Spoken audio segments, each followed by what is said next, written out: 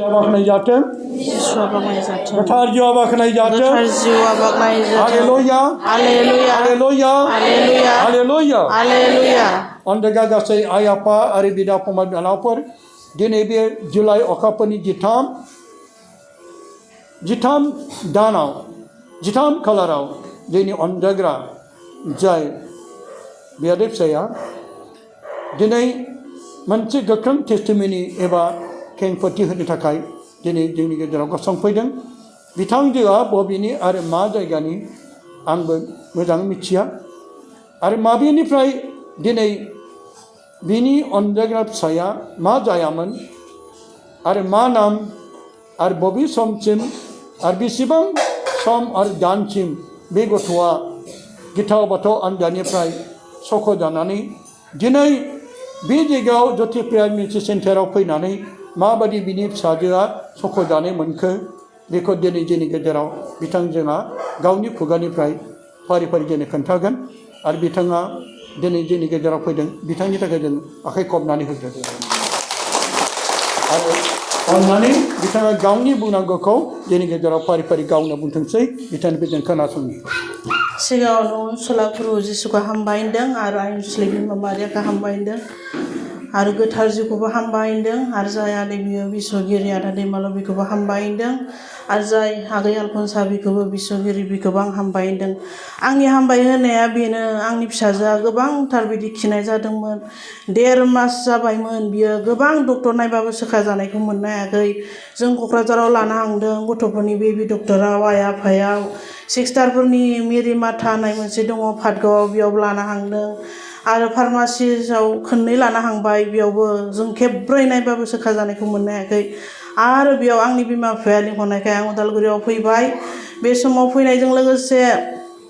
जाय बे गथ'फोरनि बेबि डक्टर दङ नायखानायखाय आं उदालगुरियाव साहा होननायनाव लाना थांदोंमोन आरो बे समाव बेयावबो सोखा जानायखौ मोननो हायासै आरो जाय बे गलमायाव फुकु डक्टर नायदोङो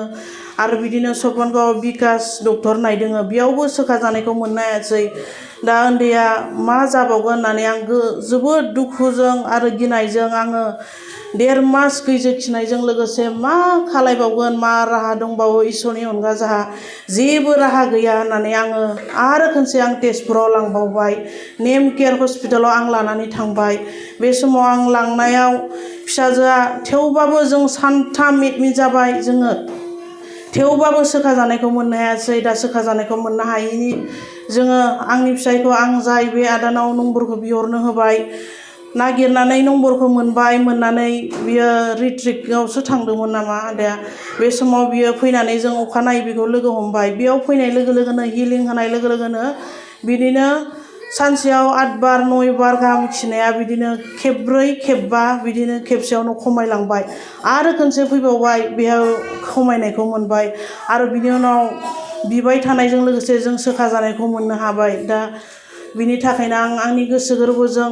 हामबाय होनो फैदों आरो बे हामबाय होनायजों लोगोसे आंनि गोसो गोरबोजों खुसि जानायजों आं बे फिसा बान्थाखौ आदानो लाना फैदों आं दा बेखौनो आंनि गोसोजों आं गानहोनो सानबाय आरो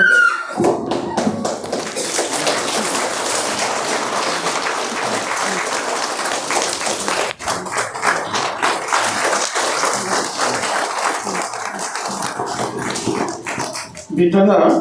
अननायनि गेजेरजों बर'नि ट्रेडिशनेल एबा बर'नि आर'नाइ बिथाङा होनायजों लोगोसे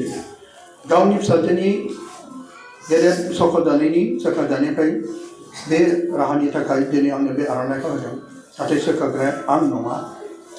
अब्लाबो इसोरजोंबा साननानै इसोरा गावनि सोमोनांथावखौ मावो सोरबा नों आं एबा सोरबा फोथायसुला फोथायसुनि गेजेरजों दा बिनि गेजेराव दिनै बिथांजोआ दिनै आंनो बे अननायनि हाबाखौ होबाय आं बिथांनि अननायखौ नाजावबाय आरो बेजों लोगोसे आं दिनै जाय अनजाग्रा बिनि फिसाजोनि मुङा मा आरो गावनि मुङा मा फिसायनि मुङा मा आरो बबे जायगानि जों बेखौ मोजां मिथियाखै बिथाङा फोरमायाखै दा बेनिखायनो आरो बे गथ'आ बिनि खिनाया माबायदि कन्डिसन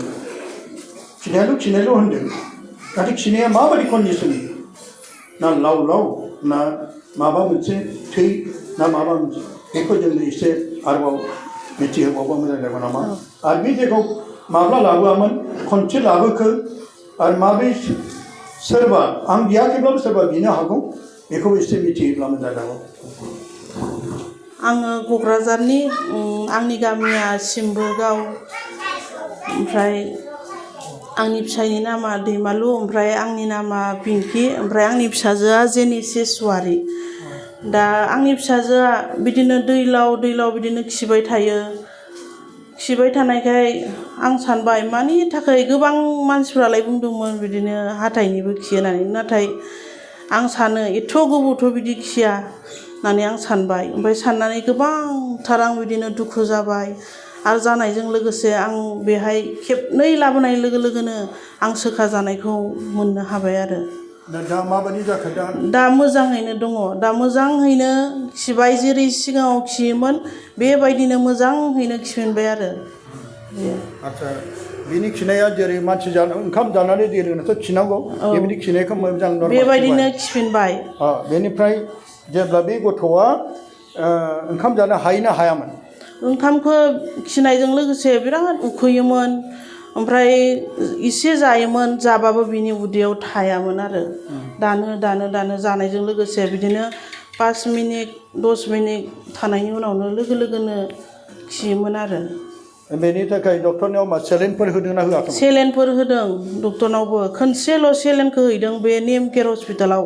लास्ट जोबथारनायाव सेलेनखौ हैनाय जाबाय आरो डक्टरा मा बुंखो डक्टरा बुंदों बेखौ बिदिनो गाज्रि बिजानु थानायखायनो खिदों होनना बुंदों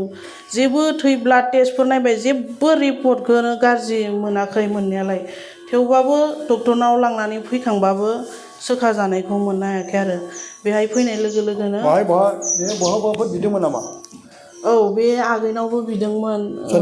बे आगै आलफनसानावबो बिदोंमोन आलफनसानाव नों मा होननानै बिखो आगै आलफनसा नोंनि बिनानावा जिबायदि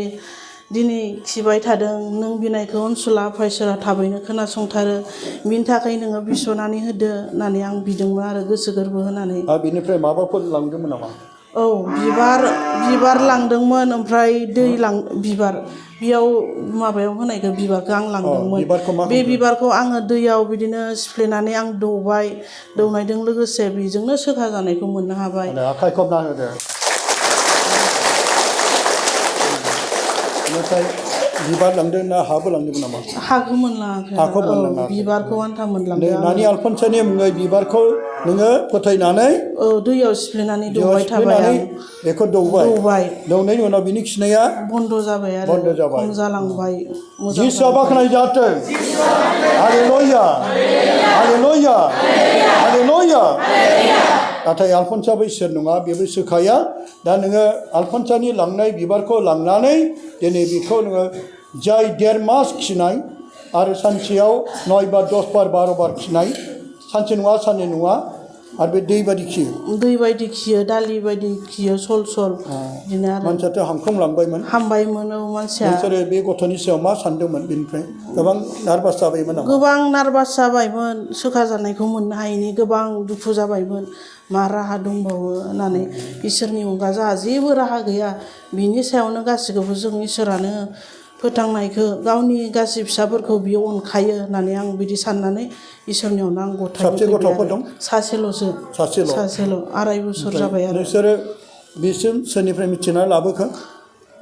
बिसिम मिथिनाय माने आंनि फिसाया सोरखौबा बस्क'बारिनि फन खालायहरदों आरो आंखौ मिथिखागौ आंथ' मबाइलाव नुयो ओमफ्राय फिसायाबो बिदिनो मिथिखायो नोंखौ बिदि आरो नोंनि फिसाया बा दं बेखौ बिसिम लाबोनाय बाहेराव दङ बेखौ लाबोनाय गथ'खौ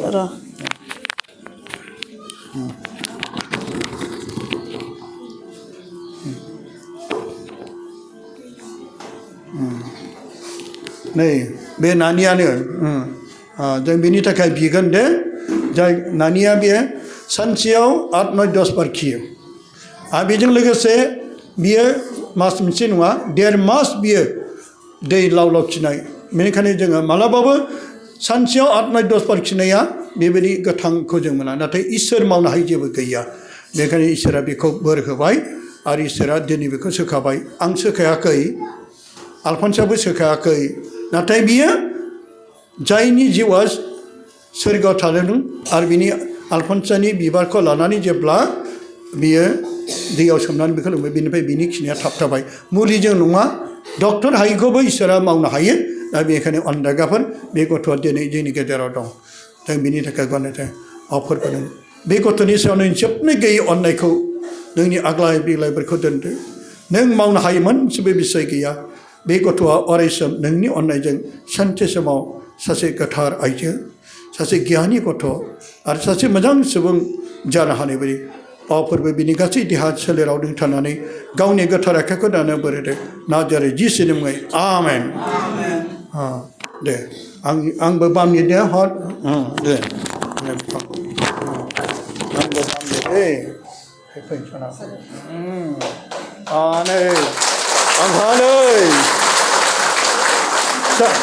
ओरै लादो दे सानजौ सासे मोनबावबाय नै सानजौनो ओरै लादो दे दे जाबाय दे